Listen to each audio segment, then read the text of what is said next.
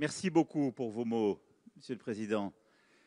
Mesdames, Messieurs les ministres, Messieurs les ambassadeurs, Mesdames, Messieurs, chers étudiants, chers professeurs, très heureux d'avoir la chance d'être là et veuillez excuser l'absence de cravate. J'étais comme ça avec votre Président il y a quelques instants et donc c'est dans la continuité de ce moment amical que je me trouve devant vous. Alors, je crois que l'objectif est surtout qu'on ait un échange, mais je voulais vous dire quelques mots de ce pourquoi nous sommes dans votre pays, ce pourquoi, avant de quitter la Chine, je tenais à avoir cet échange avec les étudiantes et les étudiants que vous êtes.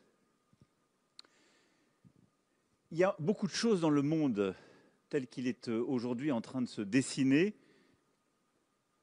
qui pourraient éloigner la Chine et la France. Il y a d'ailleurs beaucoup de récits qui aujourd'hui se jouent qui voudraient éloigner ce que les uns appellent l'Occident et le reste du monde, un Sud global et des pays du Nord, etc. Je ne crois pas du tout, pour ma part, à cette vision. Je crois que votre président n'y croit pas non plus. Et je pense que précisément dans le moment que nous vivons, la Chine et la France ont beaucoup à se dire, à apprendre l'une de l'autre et à faire ensemble. Pourquoi ? Parce que nous vivons sans doute un moment, et c'est vos générations qui vont l'affronter, d'extrême complexité et de transformation comme on en a peu vécu. D'abord, on a des déstabilisations géopolitiques et un niveau de tension très fort. Vous le voyez, et vous entendez parler sans doute chaque jour de la guerre lancée par la Russie en Ukraine, qui touche directement l'Europe. On voit les tensions dans la région, qui sont aussi fortes. On voit la rivalité qui existe entre les États-Unis et la Chine, qui va quand même structurer beaucoup de choses. Et tout ça pourrait, en quelque sorte, séparer les continents. À côté de ça, on a une transformation numérique, technologique, avec l'intelligence artificielle et tout ce qui s'ensuit, qui est unique, peut-être qu'on y reviendra à travers vos questions, et qui est une transformation de absolument toutes nos économies, mais aussi de notre manière d'être au monde, de penser le monde. Et elle est structurée, elle aussi, par une très grande rivalité géopolitique.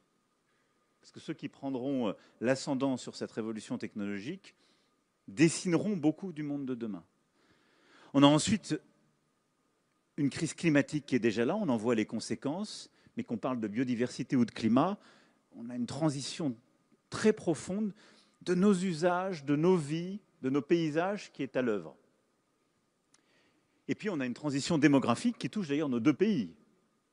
Et c'est pour ça que ceux qui opposent le Sud au Nord se trompent souvent, parce que la Chine, comme l'Europe, a devant elle une transition démographique qui est une des grandes révolutions qu'on aura à voir. Pour régler tous ces sujets, on a besoin de coopération, on a besoin de se comprendre, de se connaître, de penser, de réfléchir ensemble pour apporter des solutions qui seront les plus concrètes. Or, on est à un moment de fracture inédit. Et donc, alors même que pour faire la paix, pour bâtir la prospérité de demain, pour essayer de gagner les révolutions technologiques, climatiques, démographiques que j'évoquais, il faudrait plus de coopération, on est à un moment de rupture un peu de notre ordre international. Et le monde qu'on avait construit après la Deuxième Guerre mondiale, qui reposait sur ce qu'on appelle le multilatéralisme et donc de la coopération entre les puissances, il est en train de se fissurer, de se fracturer, pour ne pas dire qu'il est déjà en train de se refragmenter. C'est ça ce qui est à l'œuvre. Et ce que certains veulent installer à travers leur discours. Et c'est de passer au fond d'un monde multilatéral à un monde multipolaire, avec quelques puissances qui structurent le monde et des vassaux, si je puis dire, mais qui ne travaillent plus ensemble. Et je pense que ça, c'est une erreur fondamentale. Et donc, ce que nous portons, c'est de croire dans un multilatéralisme efficace. Et je crois que c'est ce que la Chine porte aussi, et c'est l'intérêt de la Chine et de la France de défendre ce multilatéralisme efficace pour relever les défis contemporains. Parce que tout ce qui nous séparera nous rendra beaucoup moins efficaces et ne nous permettra pas de régler ce que je suis en train de dire. C'est pourquoi la Chine et la France ensemble croient très profondément dans la manière de redonner à ce multilatéralisme beaucoup plus de force. On en a parlé à l'instant même avec le président Xi Jinping. Essayer justement de redonner à cet ordre international un peu de sérénité, de stabilité, en le refaisant fonctionner.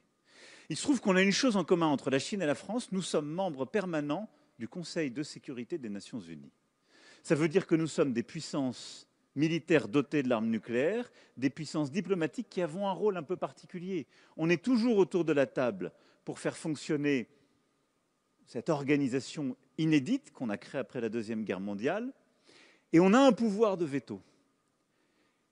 Ce à quoi nous croyons et ce que nous voulons faire, c'est de remettre ces 5 membres permanents autour de la table pour essayer ensemble de traiter des quelques grands sujets.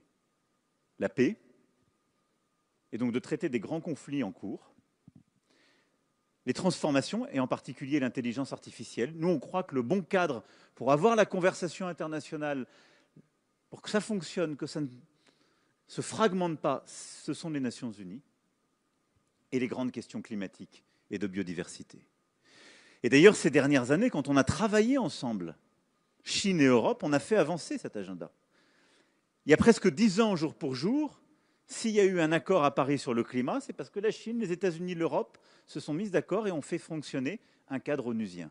S'il y a à peine 2 ans, on a réussi, après des décennies d'attente, à trouver un cadre international pour réguler la haute mer et protéger nos océans, c'est parce qu'en particulier, la Chine et la France ont décidé de travailler ensemble. Et on a fait avancer les Nations Unies. Et donc, rendre plus forte le cadre des Nations Unies, le droit international, réussir à travailler ensemble pour remettre tout le monde autour de la table, c'est, je crois, la vocation, la tradition diplomatique, la vocation et l'ambition de la Chine et de la France aujourd'hui. Et c'est très important pour les étudiants que vous êtes, si je puis me permettre de vous interpeller cet après-midi, ne cédez pas aux sirènes de la division. Il y a beaucoup de gens qui vont vous expliquer que l'Europe est vieille, que l'Europe ou que les pays les plus riches, ceux qu'on trouve au G7, sont arrogants, déjà riches, qu'il y a un Nord qui méprise un Sud global. Tout ça sont des récits, des inventions. On a fait progresser toute notre planète, de la Chine à la France, à chaque fois qu'on a su coopérer dans le respect réciproque, dans la considération. Moi, je ne crois pas à toutes ces théories. Nous partageons la même planète quand on parle de climat. On partage le même monde quand on parle de conflit. Et donc, c'est notre capacité, au-delà des frontières, des zones géographiques, à concevoir avec respect, esprit de responsabilité, le même agenda pour la paix, la prospérité et le climat qui nous permet d'avancer. Ça, c'est la première chose dont on est sûr. La deuxième, c'est qu'il nous faut repenser, ouvrir une voie de rééquilibrage économique. On pourra y revenir si vous avez des questions, ce n'est pas le cœur de notre débat aujourd'hui. Mais en vrai, on voit bien qu'il y a des déséquilibres qui sont en train de se jouer aujourd'hui. Beaucoup accusent la Chine toute seule, c'est faux. Mais si je devais résumer un peu l'état de la planète, on a des pays en voie de développement plutôt au sud qui sont en situation très difficile aujourd'hui, qui subissent les tensions géopolitiques, les déséquilibres. On a des États-Unis d'Amérique qui ont des déficits jumeaux, c'est-à-dire budgétaires et de commerce extérieur, qui à la fois les rendent dépendants du reste du monde, mais aussi rendent une partie du reste du monde dépendant du dollar, qui est l'élément de rééquilibrage de ces déficits.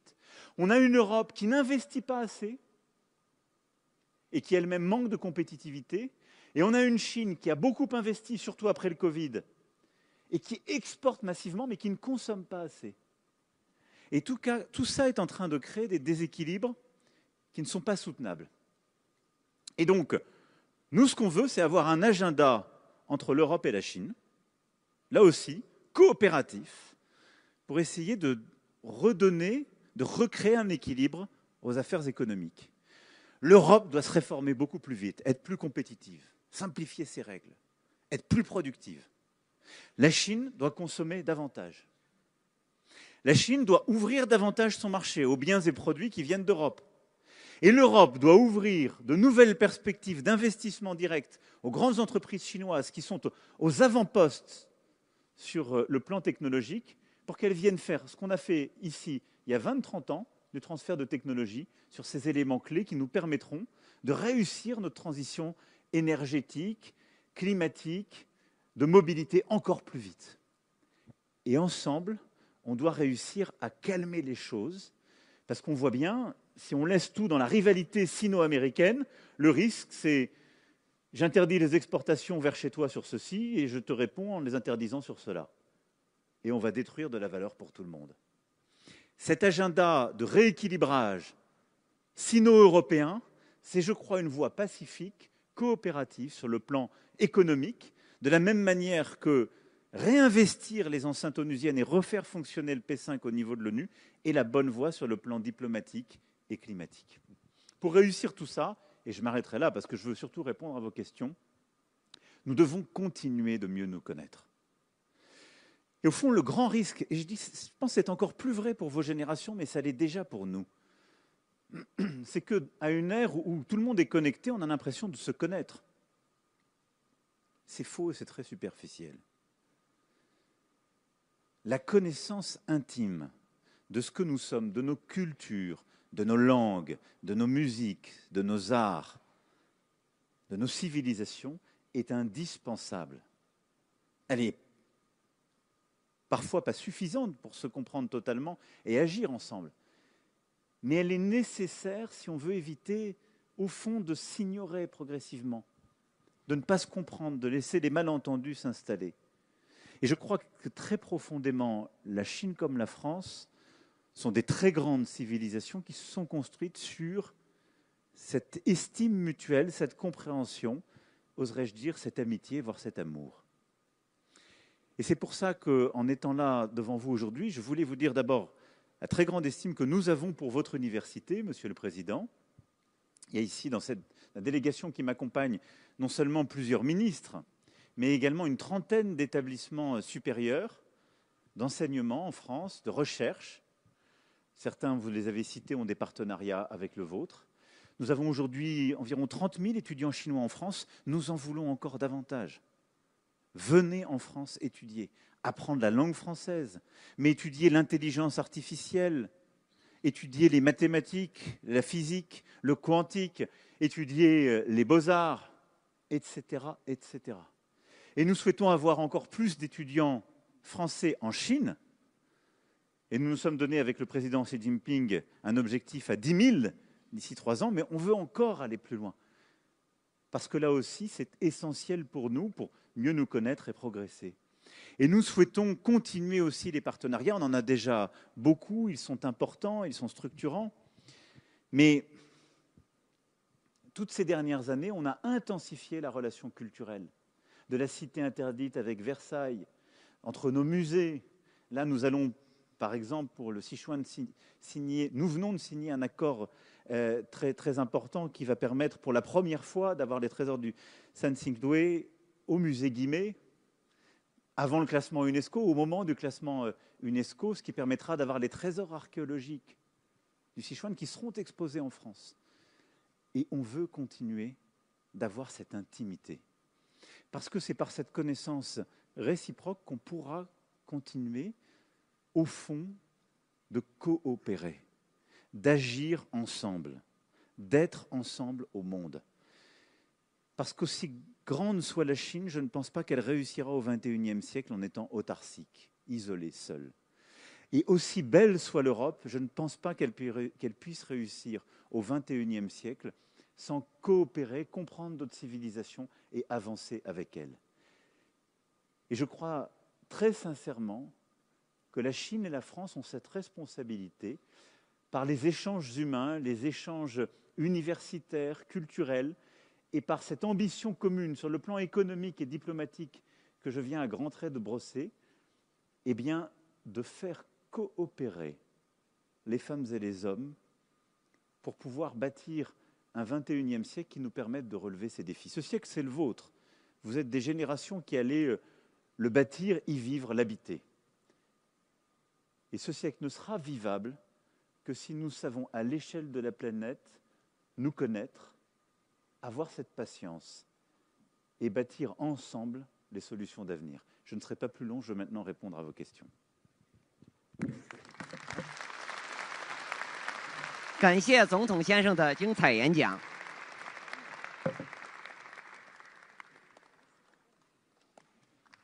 Si vous deviez conseiller aux étudiants chinois une œuvre qui peut permettre de mieux découvrir la culture et l'esprit de la nation française, laquelle choisiriez-vous et pour quelles raisons? Merci beaucoup. Merci. D'abord, merci pour votre français. Merci d'apprendre le français et d'être l'incarnation vivante de ce que j'évoquais un instant. Écoutez, si je choisissais un poète, même s'il est poète, romancier, dramaturge, je vous dirais sans doute Victor Hugo et je vous conseillerais de lire La légende des siècles. Parce que vous avez à la fois, je dirais, le grand récit de la France et même au-delà de notre imaginaire. Et puis si je vous conseillais un roman, je vous inviterais sans doute à lire Les Trois Mousquetaires. Parce que vous avez là une partie de l'histoire de France, mais vous avez surtout l'esprit chevaleresque qui va avec la France. Et puis, s'il fallait une pièce de théâtre, je vous dirais de lire Molière, à coup sûr, et la Comédie Française d'ailleurs, qui en est héritière, est avec nous dans cette délégation. Et de Molière, c'est très difficile de vous en conseiller une, mais je vous conseillerais peut-être Le Misanthrope. Parce qu'elle est à la fois une belle description de ce qu'a été, de ce qu'est le système de pouvoir dans la France, et nous avons parfois des similitudes, mais de ce qu'est l'importance de l'âme humaine, de sa singularité, et du refus de céder parfois aux lois du collectif. Voilà les trois auteurs et les trois œuvres. J'ai un peu triché, mais j'ai pris un poète, un romancier et un dramaturge. 好，感谢总统的分享，也感谢这位同学的提问。接下来，同学们，请举手。哦，好，那边那位男同学，帅哥。尊敬的马克龙总统，我是来自四川大学生命科学学院的戴经统，非常荣幸能听了您的演讲。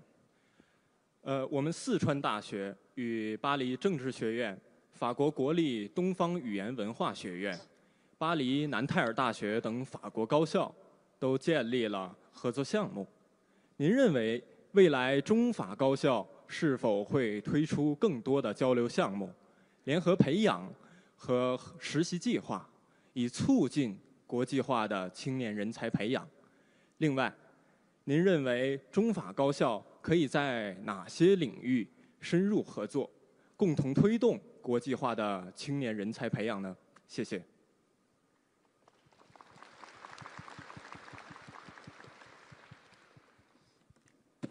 Merci beaucoup. Comme je vous l'ai dit, notre ambition, c'est d'aller en effet beaucoup plus loin, de continuer les échanges d'étudiants, mais également les échanges de doctorants et de post-doc, et d'avoir beaucoup de projets de recherche. Et je pense que c'est très important parce que, surtout dans votre domaine, je pense qu'il y a un petit risque de fragmentation du monde, pour se parler franchement. Il y a eu un avant et un après Covid, et on l'a vu. Et je vais ici vous parler très franchement, il y a eu une tension qui s'est jouée, y compris au sein de l'Organisation mondiale de la santé, et il y a une très forte tension entre la Chine et les États-Unis sur la question de la santé. Or, nos instances onusiennes, elles appartiennent à tout le monde. Et il faut qu'il y ait les Européens, évidemment tous les continents, les Chinois et les Américains qui y soient présents. Et donc, nous voulons veiller à ce que tout le monde continue de coopérer, parce que dans tous ces domaines, dont le vôtre, on a besoin d'une science, et je veux insister sur ce point, libre et ouverte. Et on vit un moment qui est très dangereux. Parce que il y a en fait 6-7 ans de cela, c'était mon premier mandat pour ma part, vous étiez pas encore étudiant, mais vous étiez déjà en âge de connaître tout ça, personne n'osait remettre en cause l'idée d'une science libre et ouverte. Et au fond, à partir du Covid et ensuite, il faut bien dire que les deux principales puissances économiques et scientifiques sont venues un peu bousculer cet ordre établi. Et on s'est mis à moins partager de publications avec l'OMS et avec les partenaires en matière de santé, parfois même ici, ce qui n'est pas une bonne chose. Quand je dis ici, ce n'est pas dans votre université, c'est en Chine. Et on s'est mis aux États-Unis à faire un peu pareil, à dire on n'a plus le droit de venir chercher sur telle ou telle chose. Le mot climat ou le mot diversité ne doit plus faire partie des programmes de recherche. Je pense que c'est une vraie erreur. Je pense que le trésor qui est le nôtre, c'est celui d'une connaissance universelle, d'échange, et cette connaissance n'appartient à personne. Et elle se fertilise par le fait que des esprits vont pouvoir, peut-être ici, dans le fin fond de Sichuan, échanger avec quelqu'un au tréfonds de la Californie, avec une université à Paris ou à Grenoble, et ensemble concevoir un programme de recherche, parce qu'ils parleront de la même discipline et ils échangeront de manière libre en tant que chercheurs, en tant qu'amoureux de la connaissance humaine. Et donc ça, c'est la plus belle des libertés. Et en fait, nous ne sommes toutes et tous véritablement libres que si on est libre de connaître et que si cette connaissance est échangée. Et donc, ce n'est pas au gouvernement de décider on peut piloter de la recherche, on peut dire notre priorité est là ou là. J'ai donné quelques-unes des priorités qui sont les nôtres. Mais il faut chérir la liberté académique, la liberté d'enseignement, la liberté de recherche, parce qu'elle est fondamentale et elle permet en fait aux gens qui savent et qui cherchent de choisir en quelque sorte de continuer d'étendre cette connaissance libre. Et c'est comme ça que depuis des siècles nous avons avancé. Je me permets d'insister sur ce point parce qu'il ne faut pas le perdre de vue et que ces dernières années, collectivement, parfois on a régressé sur ce sujet.